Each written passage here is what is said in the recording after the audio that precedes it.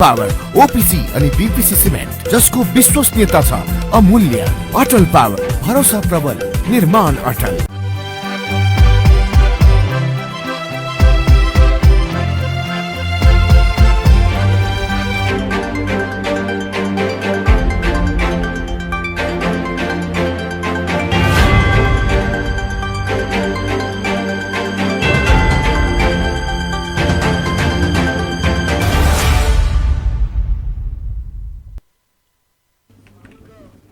नमस्कार, राज्य खबरमा स्वागत छ। म कल्पना नेउपाने। सुरुमा राज्य खबरका हेडलाइनहरू। लुम्बिनी प्रदेश सरकारले आगामी आर्थिक वर्षका लागि भोलि बजेट ल्याउने। बजेटको आकार गत वर्षको भन्दा बढ्ने। कोरोना नियन्त्रणलाई पहिलो प्राथमिकता। कपिलवस्तुका माओवादी नेता दीपक पाण्डेको हत्यामा श्रीमती नै मुख्य योजनाकार भएको खुलासा। हत्यामा संलग्न शहीद हतियार बिक्री गर्ने गिरोहका 11 जना पक्राउ। राज्यका सबै शक्ति प्रयोग गरी नागरिकलाई खोप उपलब्ध गराउन मानव अधिकारवादी संस्थाहरूको आह्वान। महामारी नियन्त्रण गर्न निर्णायक कदम चाल्न राजनैतिक दलहरूलाई ध्यानाकर्षण। इजरायलमा 12 वर्षदेखि सत्ता सम्हालेका प्रधानमन्त्री बेन्जामिन नेतान्याहु हटाइए। नफ्ताली बेनेटको नेतृत्वमा सरकार गठन। र विश्व number 1 Serbian tennis star Novak जोकोभिचले वर्षको फ्रेन्च ओपन टेनिस पुरुष एकलको उपाधि चुमे।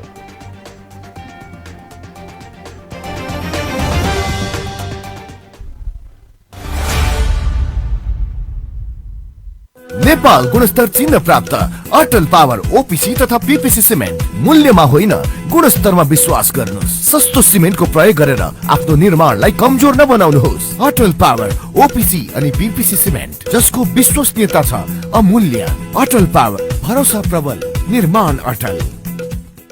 अब ढुक्क हुनुहोस्। धेरै समयदेखि प्रतीक्षा गरिएको विश्व प्रसिद्ध ढलान प्रविधि अब रूपन्देहीमा स्थापित भएको छ। न मिस्त्रीको समस्या, न सिमेन्ट गिट्टी बालुवा खोज्ने र राख्ने ठाउँको समस्या, न त चुहिने भत्किने, न फिनिसिङकै समस्या। दिनभरि लाग्ने काम 2 घण्टामा तमाम। गुणस्तरीय ओपीसी सिमेन्ट, धोएको गिट्टी बालुवाबाट रेडीमिक्स कंक्रिट तयार गरी घर, पुल, बाटो तथा अन्य संरचना तयार गरी वर्षौंसम्म ढुक्क हुनुहोस्। लुम्बिनी आरएमसी रेडीमिक्सबाट कंक्रिट ल्याएर घर ढलान गरे। जिन्दगी भरिको लागि ढुक्क भई तपाई ढुक्क हुनुहोस्। गुणस्तर लुम्बिनी आरएमसी ले दिन्छ। लुम्बिनी रेडीमिक्स कंक्रिट प्रणाली, तिलोत्तमा 12, मङ्गलापुर, रूपन्देही। फोन 071 562 391, मोबाइल 98 570 35 966 र 98 026 52 956। लुम्बिनी रेडीमिक्स कंक्रिट प्रणाली।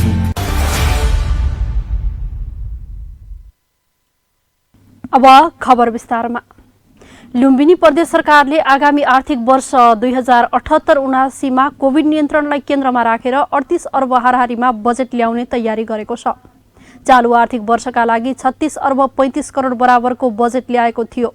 भोलि दिउँसो 3 बजे प्रदेशसभामा आर्थिक मामिला तथा योजना मन्त्री बैजनाथ चौधरीले बजेट प्रस्तुत गर्नुहुनेछ। यसअघि मुख्यमन्त्री शंकर पोखरेल आफैले आर्थिक मामिला तथा योजना मन्त्रालयको जिम्मेवारी लिएकाले उहाँले नै बजेट सार्वजनिक गर्नु भएको थियो। तर आगामी आर्थिक वर्ष 78-79 को बजेट भने आर्थिक मामिला तथा योजना मन्त्री बैजनाथ चौधरीले प्रस्तुत गर्नुहुने भएको छ। कोरोनाले थलिएको अवस्थामा आउन लागेको बजेटले कोरोना नियन्त्रण, उपचार तथा थला परेको अर्थतन्त्र उकास्ने कार्यक्रमलाई प्राथमिकतामा राखेको सरकारको दाबी छ। कोरोना नियन्त्रणलाई केन्द्रमा राखेर बजेटको ठूलो हिस्सा त्यसैमा छुट्याइएको मन्त्री चौधरीले बताउनुभयो।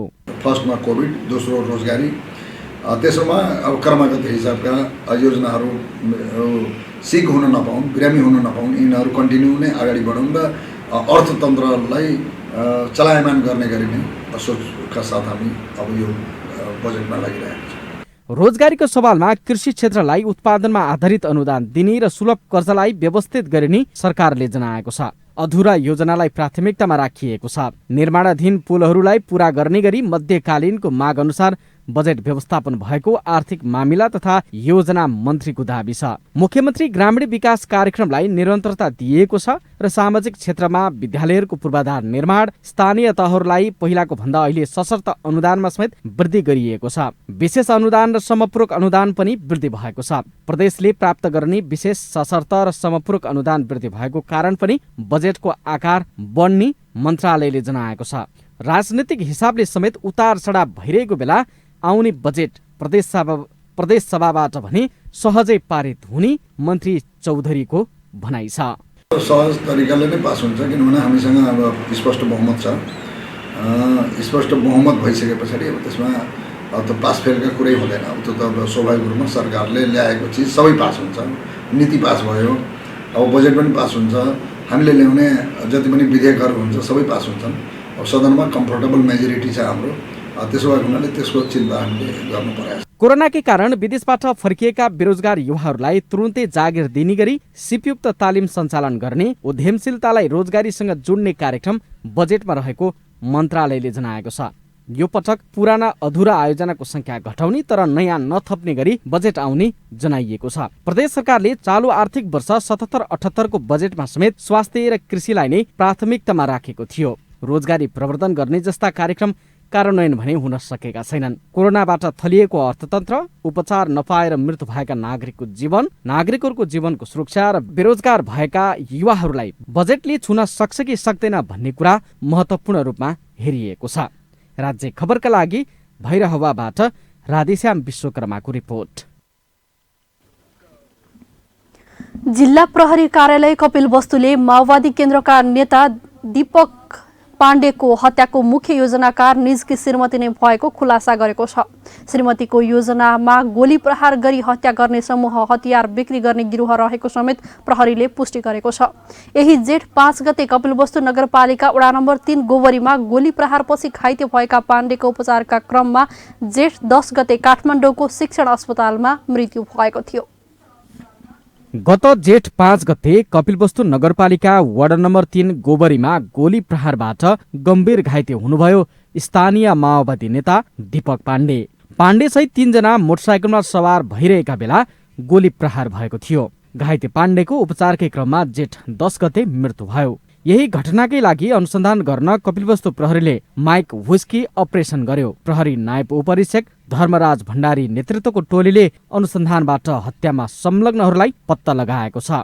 आश्चर्यको विषय त यो छ कि दीपक पाण्डे हत्याको मुख्य योजनाकार भने उहाँकै श्रीमती महिमा पाण्डे रहेको खुलासा भएको छ। घटनामा संलग्न ओम प्रकाश यादवसँग अनैतिक सम्बन्ध रहेकै कारण मृतक दीपककी श्रीमती महिमाकै योजनामा हत्या गरिएको अनुसन्धानमा खुलेको प्रहरीले जनाएको छ।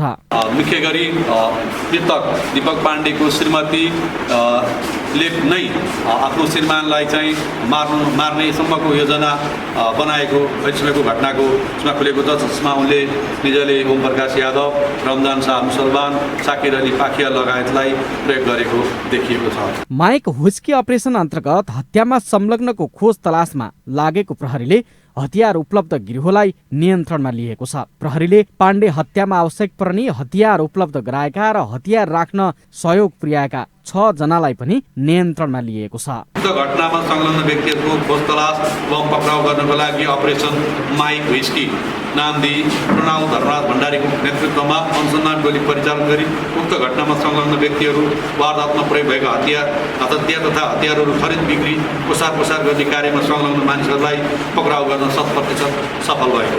घटनामा संलग्न कपिलवस्तु नगरपालिका वडा नम्बर 1 का ओम प्रकाश यादव, उनले लुकाइराखेको पिस्तोल 1 थान, सोको म्यागजिन तथा 68 राउन्ड गोली बरामद भएको छ। त्यसैगरी हत्यामा संलग्न कपिलवस्तु नगरपालिका 2 बस्ने साकिर अली पखिया र निजले प्रयोग गरेको कटुवा पिस्तोल र सोमा लाग्ने गोली 2 थान तथा कपिलवस्तु नगरपालिका वडा नम्बर 2 घर भई वडा नम्बर 6 ससुरालीमा बस्दै आएका रमजान शाह मुसलमान र निजले प्रयोग गरेको स्वचालित पिस्तोल, सोको म्यागजिन तथा 8 राउन्ड गोली प्रहरीले बरामद गरेको छ। प्रहरीले साकिर अली पखियाले हत्यामा प्रयोग गरेको कटुवा पिस्तोल, आफ्नो घरमा लुकाउने कपिलवस्तु नगरपालिका 1 का पूर्णवीर पालपालीलाई समेत नियन्त्रणमा लिएको छ।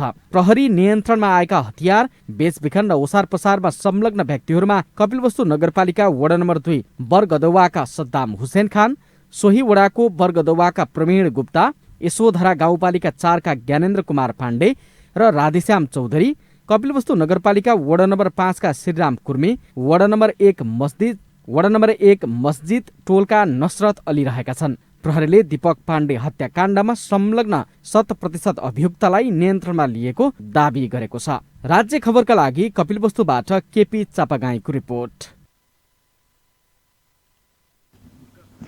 दाङमा कोरोना कहरका कारण गत वैशाख 17 गतेबाट लकडाउन गरिएको छ। त्यो लकडाउन अहिले पनि जारी छ। लकडाउनका कारण शैक्षिक क्षेत्र पनि निकै मारमा परेका छन्। शैक्षिक क्षेत्र कहिलेबाट र कसरी सञ्चालन गर्ने भन्ने बारेमा सरकारले पनि ठोस निर्णय गर्न सकेको छैन। तर दाङको एक गुणस्तरीय शिक्षाको चर्चा बटुलेको एक विद्यालयले भने यही शैक्षिक क्षेत्रबाट नयाँ व्यवस्थापनका साथ डिजिटल प्रविधिबाट +2 सञ्चालन गर्ने भएको छ। दाङको घोराईमा रहेको गुणस्तरीय शिक्षाका लागि सूचीकृत विद्यालय गुरुकुल एकाडेमीले यस वर्षदेखि +2 सञ्चालन गर्ने भएको छ। कक्षा 10 सम्म पढाइ हुँदै आइरहेको उक्त एकाडेमीमा सैद्धान्तिक ज्ञानसँगै संस्कार सहितको व्यावहारिक शिक्षालाई उच्च प्राथमिकता दिएर पठन पाठन गर्दै आएको घोराई स्थित गुरुकुल एकाडेमीले यसै शैक्षिक सत्रबाट कक्षा 11 मा विज्ञान र व्यवस्थापन कक्षा सञ्चालन गर्न लागेको छ। विद्यालय परिसरभित्र पत्रकार सम्मेलनको आयोजना गर्दै लुम्बिनी प्रदेशमा नै गुणस्तरीय शिक्षा प्रदान गर्ने उद्देश्यका साथ एकाडेमीले +2 सञ्चालन गर्न लागेको जनाएको छ। हाम्रो विद्यालयको मूल नारा शिक्षा, संस्कार र संस्कृति को त्रिवेणी गुरुकुल एकाडेमी भन्ने स्थापित गर्नका निम्ति गुरुकुलले एक खुड्किला माथि लम्किरहेको छ।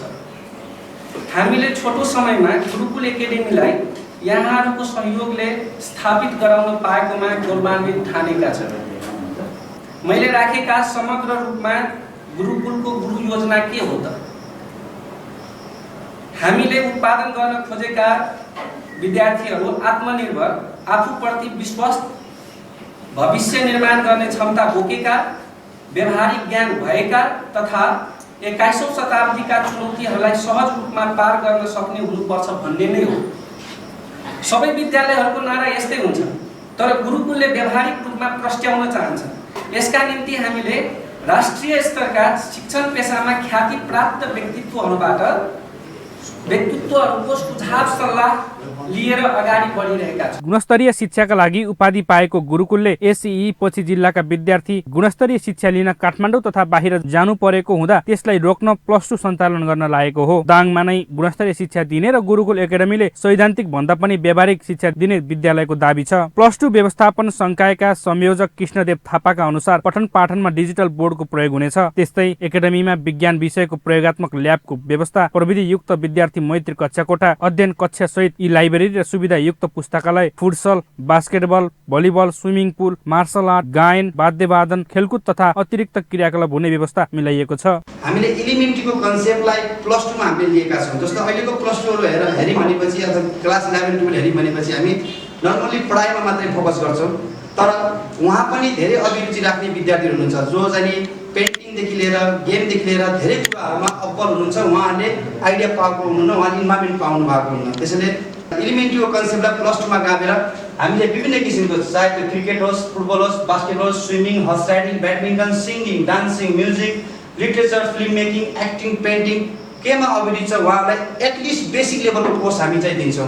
कम शुल्कमा गुणस्तरीय शिक्षा दिने उद्देश्यका साथ कक्षा 11 सञ्चालन गर्न थालिएकोमा 4 GPA ल्याउने विद्यार्थीलाई निःशुल्क पढाउने व्यवस्था गरिएको छ। नतिजाको आधारमा मासिक शुल्कमा छुट गरिने भएको छ। त्यस्तै एकाडेमीले यस वर्ष भर्ना हुने विद्यार्थीलाई निःशुल्क रूपमा ल्यापटप उपलब्ध गराउने र त्यसको सदुपयोग गराइने विद्यालयले बताएको छ। राज्य खबरका लागि दाङ घोराईबाट दीपक ओलीको रिपोर्ट। तपाईँ अहिले राज्य खबर हेर्दै हुनुहुन्छ। पालो भएको छ विश्रामको। विश्रामपछि हामीसँग रहनेछन्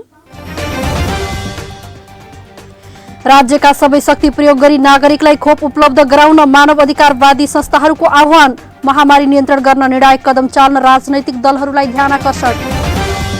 इजरायलमा 12 वर्षदेखि सत्ता सम्हालेका प्रधानमन्त्री बेन्जामिन नेतान्याहु हटाइए। नफ्ताली बेनेटको नेतृत्वमा सरकार गठन।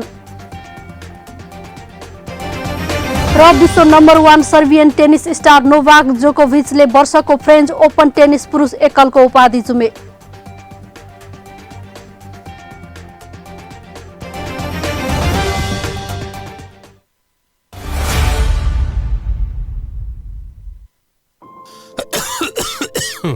खोक्न फेरि सुरु भयो है। चुरोट छोड्नु भनेको मान्नुहुन्न? खासै खोकी छैन। थाहा छ, चुरोट खैनी जस्ता सुर्तीजन्य पदार्थ सेवन गर्नेहरूलाई कोरोना संक्रमण भएमा गम्भीर लक्षण देखिने र जटिलता समेत हुन्छ। थाहा छ, तिमीले पनि अनेक कुरा थाहा पाउँछौ। हो त, सुर्तीजन्य पदार्थले फोक्सोमा पहिले नै क्षति पुगिसकेको हुन्छ, अनि कोरोना संक्रमण भयो भने झन क्षति पुर्याउँछ। अनि अरू? फेरि चुरोट सुर्ती हुक्का खाँदा हातका औँलाले ओठ मुख र नाकमा छुने, अझ एक अर्का बीच साटासाट गरी खानेहरूमा त कोरोना सर्ने जोखिम झन बढी हुन्छ। हो र, नयाँ तर निकै महत्त्वपूर्ण कुरा भन्यौ तिमीले। अबदेखि म कुनै पनि किसिमको सुर्तीजन्य पदार्थ खाँदै खान्न। सुर्तीजन्य पदार्थको सेवन गर्नेहरूमा कोभिड-19 को संक्रमणको गम्भीर लक्षण देखि जटिलता समेत हुन्छ। त्यसैले सुर्तीजन्य पदार्थ कहिल्यै सेवन नगरौं। कोभिड-19 बाट बचौं र बचाऊ। विश्रामपछि पुनः स्वागत छ। अब बाँकी खबर। कोरोना महामारीबाट आम नागरिकलाई बचाउन राज्यका सबै शक्ति प्रयोग गरी खोप उपलब्ध गराउन र महामारी नियन्त्रण गर्न निर्णायक कदम चाल्न राजनैतिक दलहरूलाई मानवाधिकारवादी संस्थाहरूले आह्वान गरेका छन्। मानवाधिकार तथा शान्ति समाजका केन्द्रीय सभापति गोविन्द खनालले राज्यले वितरण गरेको खोपमा नातावाद र कृपावाद हावी भएको आरोप लगाउँदै सरकारले लक्षित वर्गसम्म पुर्याउन नसकेको बताउनुभयो। विश्व रक्तदाता दिवस 14 जुनका अवसरमा खनालले रगतलाई राज्यले निशुल्क रूपमा वितरण गर्ने घोषणा गरे पनि निजी र सरकारी अस्पतालहरूमा विभेद भएको बताउँदै तुरुन्त सबैलाई समान गर्न समेत आग्रह गर्नुभयो। कार्यक्रममा केन्द्रीय सचिव मीना ढकाल, शाखा सदस्य कृष्णप्रसाद पाण्डे, समाजका शुभचिन्तक मनोज ढोजु सहित 2 दर्जन बढीले रक्तदान गरेका थिए। शान्ति समाज रूपन्देही शाखा र नेपाल स्वयंसेवी रक्तदाता समाज रूपन्देहीको आयोजनामा बुटवलमा सम्पन्न रक्तदान कार्यक्रममा नेपाल स्वयंसेवी रक्तदाता समाजका अध्यक्ष कृष्ण चौहान छेत्री, जिल्ला सभापति डीपी खनालले रक्तदानको आवश्यकता र महत्त्वबारे प्रकाशन पार्नु भएको थियो। समाजले 11 जिल्लामा रक्तदान कार्यक्रम सम्पन्न गरेको छ।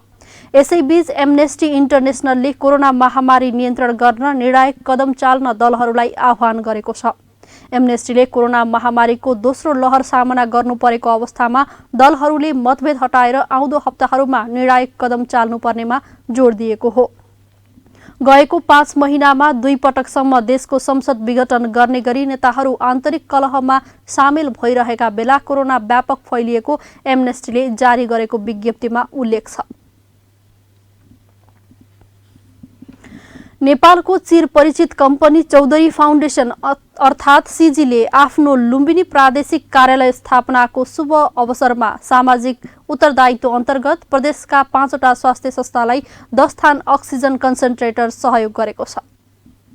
कोभिड-19 महामारीका बिरामीको उपचारका लागि चौधरी ग्रुपले यस वर्ष मुलुकभरका विभिन्न स्वास्थ्य संस्थालाई 41वटा अक्सिजन कन्सन्ट्रेटर प्रदान गर्ने योजना बनाएको र सोही अनुसार वितरण सुरु गरेको प्रादेशिक कार्यालयका प्रमुख देवराज ढुङ्गानाले बताउनुभयो। प्रति मिनेट 10 लिटर ग्यास उत्पादन गरी सप्लाई दिने अक्सिजन कन्सन्ट्रेटर सोमबार लुम्बिनी प्रदेशको नवलपरासी जिल्लाको बर्दाघाटमा सञ्चालित चिसापानी अस्पताल र गुल्मी जिल्लाको जिल्ला अस्पताललाई 2 थान लुम्बिनी प्रदेश स्वास्थ्य निर्देशनालयका निर्देशक डाक्टर विनोद कुमार गिरी मार्फत हस्तान्तरण गरिएको हो। चौधरी ग्रुपले यसका साथै लुम्बिनी प्रदेशको पाल्पा जिल्लाको रैनादेवी र रिब्दीकोट गाउँपालिकामा सञ्चालित स्वास्थ्य चौकी र बर्दियाको बाँसगढी स्वास्थ्य चौकीलाई पनि 2 थान अक्सिजन कन्सन्ट्रेटर प्रदान गरेको प्रादेशिक प्रमुख ढुङ्गानाले बताउनुभयो। स्वास्थ्य निर्देशनालयका निर्देशक डाक्टर विनोद कुमार गिरीले चिसापानी अस्पतालका medical superintendent doctor Pawan Agrahari र गुल्मी अस्पतालका प्रतिनिधि सुदन जीसीलाई सोमबार एक समारोह बीच उक्त सामान हस्तान्तरण गर्नुभएको हो। र यसमा चाहिँ धेरै संस्थाहरूले हामी सहयोग गर्नुपर्छ, लिडिपी जसले धेरै सहयोग गर्नुपर्छ र धेरै दाताहरू पनि सहयोग गर्नुपर्छ। र यो सामग्रीको सहयोगले एक ठाउँमा सुपर फ्याक्ट्री हस्पिटलमा चाहिँ राम्रो सपोर्ट पाएको छ र म हृदयदेखि नै चौधरी ग्रुपलाई यो प्रादेशिक कार्यालय मार्फत हाम्रो प्रदेशमा स्वास्थ्य क्षेत्रमा अझ सँगै मिलेर काम गर्न असल काम होस्, यसलाई शुभकामना दिन्छ।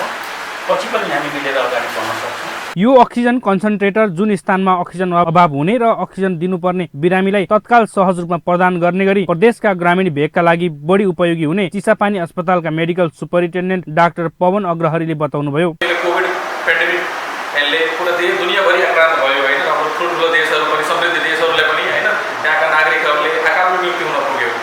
त्यस्तै हामीले पनि हाम्रो सेकेन्ड वेभमा देख्यौँ कतिपय हाम्रो धेरै जनताले स्पेसली हाम्रो मिडल एजको जनताहरूले नै अक्सिजन नपाएर बेड नपाएर अकाल मृत्यु हुनु पुग्यो। अनि चाहिँ अब कन्सन्ट्रेटरले चाहिँ हाम्रो अरू अक्सिजन सिलिन्डरहरूले होइन केही न केही सहजता पुर्याउँछ होइन। आगामी दिनहरूमा जस्तै थर्ड वेभ आउने स्पेकुलेसन गरेछौँ हामीले कि बच्चाहरूलाई हुने त्यस्तो भयावह स्थिति नहोस्, हामीले प्रे गर्छौँ त्यस्तो दिन नदेख्नु परोस् फेरि होइन। तर त्यस्तो भइदियो भने हाम्रो यस्तै अक्सिजन सिलिन्डर कन्सन्ट्रेटर होइन अरू पनि इक्विपमेन्टले धेरै कुरा होइन अलिकति सहज बनाउँछ हाम्रो बिरामीहरूलाई। कोभिडका बिरामीहरूलाई तत्काल अक्सिजन दिनु परेको अवस्थामा अक्सिजन कन्सन्ट्रेटर नै उपयोगी यन्त्रका रूपमा स्थापित भएको छ। आफै अक्सिजन उत्पादन गर्ने र एकैपटक 5 जनासम्मलाई अक्सिजन दिन मिल्ने भएकाले निकै भरपर्दो यन्त्र र सहज रूपमा प्रयोग गर्न सकिने स्वास्थ्य उपकरणका रूपमा अक्सिजन कन्सन्ट्रेटरलाई लिने गरिएको चिकित्सकहरूले औँलाएका छन्। राज्य खबरका लागि निषेधाज्ञाको मौका छोपी काठ तस्करी गरिरहेको अवस्थामा रूपन्देहीको देवदहमा अवैध सालको काठसहित 4 जना पक्राउ परेका छन्। गैराती अवैध रूपमा काठ ओसार पोसार गरिरहेको अवस्थामा काठ बोक्न प्रयोग गरिएको लु 2 ख 4501 नम्बरको टिप्पर सहित 142 क्यू 40 काठ बरामद गरिएको इलाका प्रहरी कार्यालय बुटवलले जनाएको छ। पक्राउ पर्नेमा मुख्य नाइके देवदह 10 चरङ्गेका 32 वर्षीय प्रेमबहादुर थापा, बुटवल उपमहानगरपालिकाका 3 का 19 वर्षीय रोहित घले, पाल्पाको रैनादेवी गाउँपालिका वडा नम्बर 6 का गंगाबहादुर बुढा र झविन्द्र बलाल रहेको प्रहरीले जनाएको छ। राति करिब 1 बजेको समयमा अवैध काठ तस्करी गरिरहेको विशेष सूचनाका आधारमा प्रहरीले छापा मार्दा उनीहरू पक्राउ परेका हुन्। उनीहरूलाई थप कारबाहीका लागि डिभिजन वन कार्यालय रूपन्देहीमा पठाइएको छ। वन कार्यालय बुटवलमा चाहिँ काठ बोकेको छ, टिप्परमा ल्याएको, त्यहाँ गएर काठहरू नापेर अनि त्यसको लगत लिएर अनि त्यसपछि जिल्लामा चाहिँ पठाउने गरी त्यसको रिजल्ट ल्याउनु होला भन्नुभएको थियो। त्यही आधारले हामी चाहिँ 2 जना स्टाफ आइसकेपछि यहाँ यसो हेर्दाखेरि टिप्परमा शालिक खान पुरान काठ त्यसलाई चाहिँ त्यसको नापलाई लिँदाखेरि त्यसको परिमाण 42.1 फिट आएको छ। अब त्यसको आधारमा यहाँबाट चाहिँ डिभिजन वन कार्यालय हेरवामा पठाइसकेपछि सम्पूर्ण प्रक्रियाहरू उहाँबाट नै हुने बेहोरा जानकारी गराउँदै मिलाउनका लागि स्थानीय नेता तथा जनप्रतिनिधिहरूको दबाब जारी रहेको स्रोतले जनाएको छ। तपाईं अहिले राज्य खबर हेर्दै हुनुहुन्छ। एकैछिन विश्राम।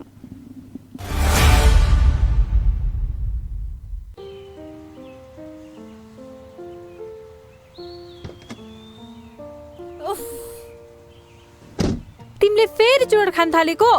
कुर्दा कुर्दै एउटा मात्रै जति भने नि मान्दैनौ, जान्न म कतै नि। एकछिन कुर्दा पनि सरी बाबा सरी, गल्ती भयो, तिम्रो कसम अबदेखि खान्न, बरु जाउँ कतै लन्च खान। चुरोट, हुक्का, खैनी जस्ता सुर्तीजन्य पदार्थ पूर्ण रूपमा निषेध भएको रेस्टुरेन्टमा मात्रै जान्छु म। मलाई पनि थाहा छ, चुरोट, खैनी जस्तो सुर्तीजन्य पदार्थले मलाई, तिमीलाई र भविष्यमा हामीबाट जन्मने बच्चालाई समेत असर गर्न सक्छ। धूम्रपान तथा सुर्तीजन्य पदार्थको सेवन कहिल्यै नगरौं। आफ्नो स्वास्थ्यप्रति आफै सजग र जिम्मेवार बनौं। राज्य खबरमा विश्रामपछि पुनः स्वागत छ। बाँकी खबर अघि हेडलाइन पुनः एकपटक। लुम्बिनी प्रदेश सरकारले आगामी आर्थिक वर्षका लागि भोलि बजेट ल्याउने, बजेटको आकार गत वर्षको भन्दा बढ्ने, कोरोना नियन्त्रणलाई पहिलो प्राथमिकता। कपिल वस्तुका माओवादी नेता दीपक पाण्डेको हत्यामा श्रीमती नै मुख्य योजनाकार भएको खुलासा। हत्यामा संलग्न सहित हतियार बिक्री गर्ने गिरोहका 11 जना पक्राउ। राज्यका सबै शक्ति प्रयोग गरी नागरिकलाई खोप उपलब्ध गराउन मानव अधिकारवादी संस्थाहरूको आह्वान। महामारी नियन्त्रण गर्न निर्णायक कदम चाल्न राजनैतिक दलहरूलाई ध्यानाकर्षण।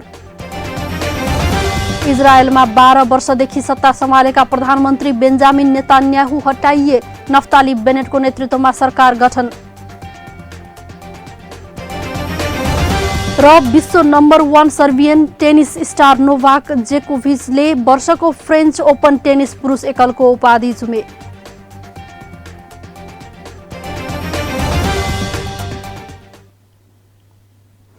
अब बाँकी खबर। संस्कृति, पर्यटन तथा नागरिक उड्डयन मन्त्री उमाशंकर अर्गरियाले सुधारको ठोस कार्ययोजना ल्याउन नेपाल वायु सेवा निगमलाई निर्देशन दिनुभएको छ। काठमाडौँको न्युरोड स्थित निगमको कार्यालयको अनुगमन गर्दै मन्त्री अर्गरियाले सरकारले आशा गरे जस्तो निगमलाई सुधार गर्न ठोस कार्ययोजना ल्याउन निर्देशन दिनुभएको छ। उहाँले निगममा देखिएको कमी कमजोरी सच्याउन एक साताको समय दिँदै त्यसलाई आफूले हस्तक्षेप गर्ने चेतावनी दिनुभयो। निगमसँग आन्तरिक उडानका लागि प्राप्त जहाज हुँदाहुँदै पनि उचित प्रयोग नभएको गुनासो आएको उहाँले बताउनुभयो। उहाँले विगत 1 वर्षदेखि आन्तरिक उडान नहुनुको वस्तुनिष्ठ कारण खोजिने उल्लेख गर्नुभयो। कोरोनाले हवाई सेवामा पारेको असरबाट जुझ्न र यसबाट निगमलाई पार लगाउन सरकारको मुख मात्र नताकी निगमलाई अघि बढाउने कार्ययोजना ल्याउन निर्देशन दिँदै मन्त्री अर्गरियाले त्यसैका आधारमा मन्त्रालयले आगामी रणनीति बनाउने जानकारी दिनुभयो। त्यस्तै उहाँले निगमको माथिल्लो तहमा रहेका कर्मचारीको क्षमता अनुसार उचित स्थानमा राखेर कार्य सम्पादन गरे मात्र निगमको हित हुने भन्दै कर्मचारीको विज्ञता र क्षमता अनुसार कार्य सम्पादन गर्न गराउन निगमलाई निर्देशन दिनुभयो। उहाँले विगतको कमी कमजोरीबाट पाठ सिक्दै आगामी दिनमा बजार हिस्सामा स्वामित्व जमाउन आक्रमण ढङ्गले लाग्न पनि निर्देशन दिनुभयो।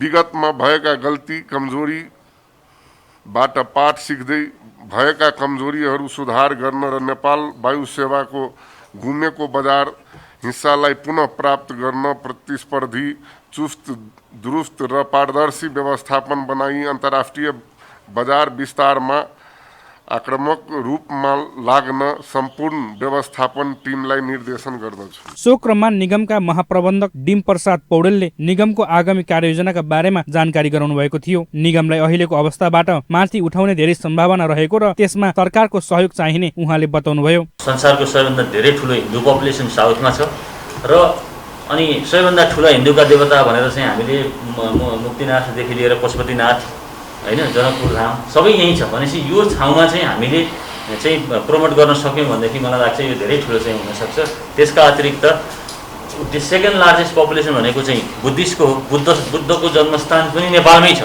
भनिसकेपछि हामीले प्रमोट गर्न सक्यौँ भनेदेखि यो हुन्छ जस्तो लाग्छ। त्यति मात्रै होइन, हाम्रोमा जस्तो हिमालयन छन् त्यो हिमालयहरू चाहिँ विदेशमा संसारमा कहीँ पनि छैन, त्यसको कुनै कम्पिटिसनै छैन।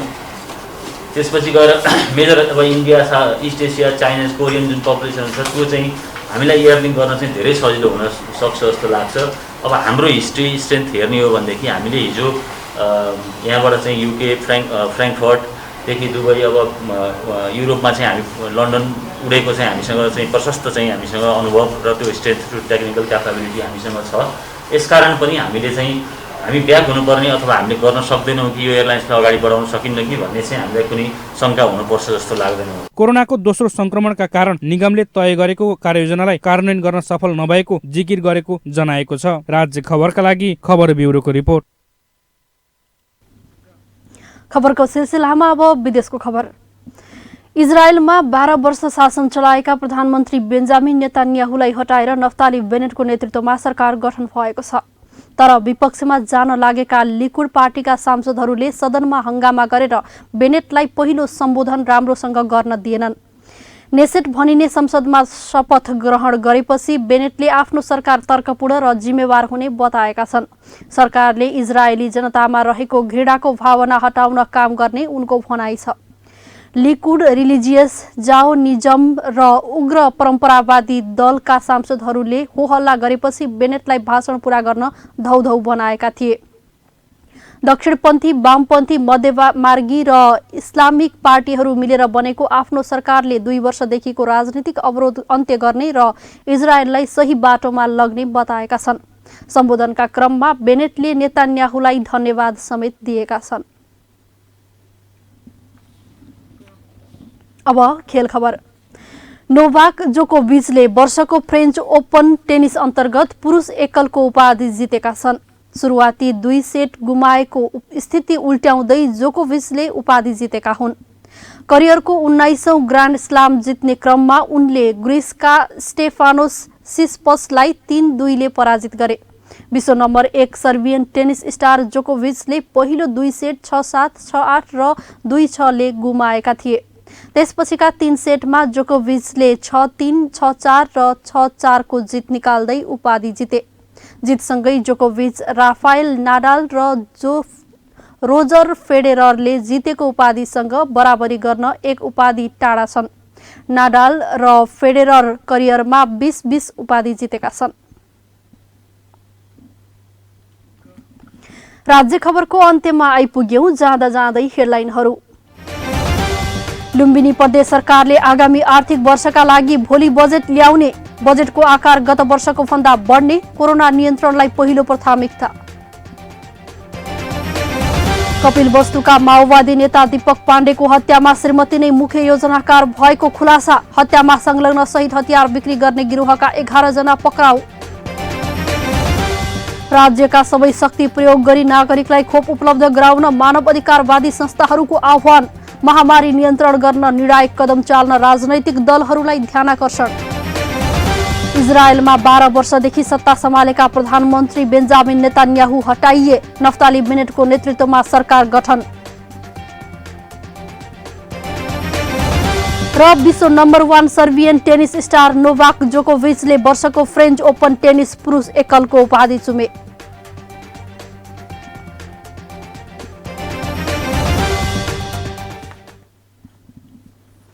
हवस् त राज्य खबर अहिलेलाई यही सकिन्छ। अर्को खबर बुलेटिनमा उपस्थित हुनेछौं। सूचना, समाचार र मनोरञ्जनका लागि हेर्दै गर्नुहोला राज्य टेलिभिजन। नमस्कार।